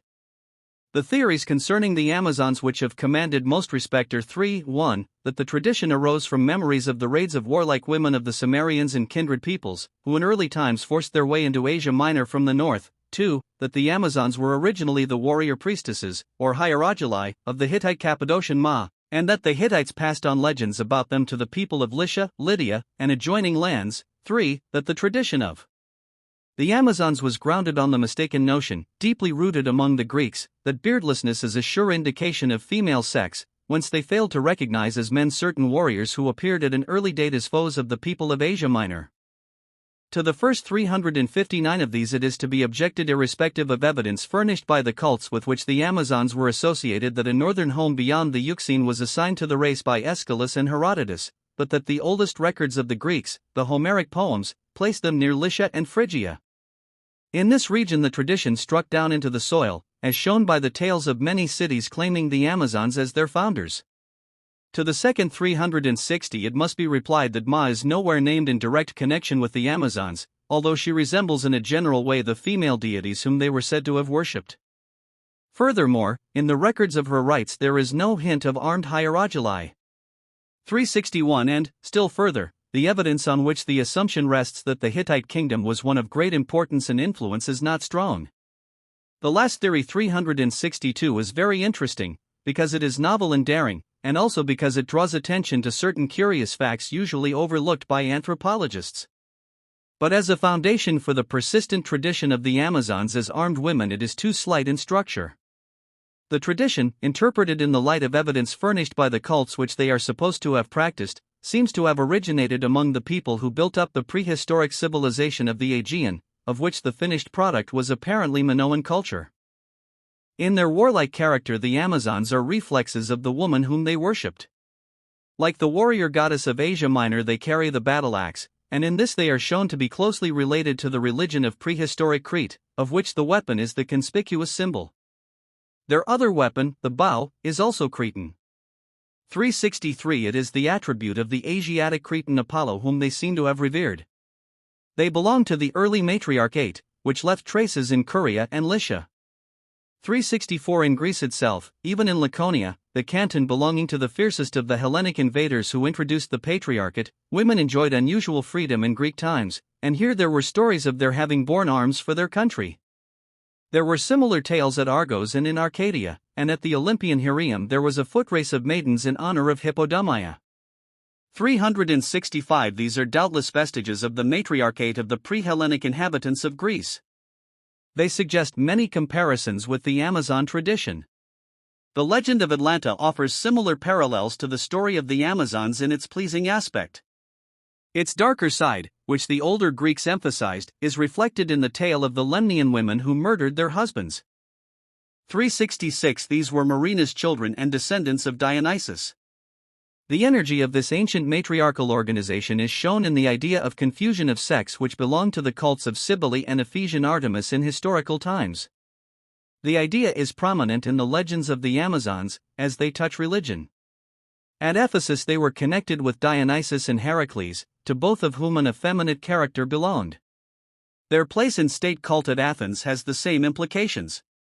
We may believe then that the tradition of the Amazons preserves memories of a time when women held the important place in state and religion in Aegean lands, and that they reflect the goddess of this civilization. It is noteworthy that the earliest writings of the Greeks concerning them show them in that part of Asia Minor where the rights of the mother throughout ancient times menaced the reason of her worshippers. The troop of Maenads who followed Dionysus were like the Amazons, but the clue to their kinship was easily lost. 367. The relationship between the Amazons and the Anatolian cults was practically obliterated, whereas Maenads were introduced into Greek religion after many generations had altered the first form of orgiastic worship. Moreover, the deity of the Maenads, who was earlier only the Perdros of the woman, had become an Olympian. Greek travelers of the age of Herodotus naturally inferred that they had discovered the Amazons in the regions of Scythia and Libya where armed women were said to fight in the ranks with men. Even before this time the traditional home of the race had been placed further and further eastward, as Greek colonists failed to find Amazons in Lydia, Phrygia, Lycia, and along the southern shore of the Euxine. Yet, granted the origin of the Amazon tradition among the Minoans and their kindred, it is at present impossible to say that these prehistoric races had no affiliations with Scythians, Libyans, and Hittites.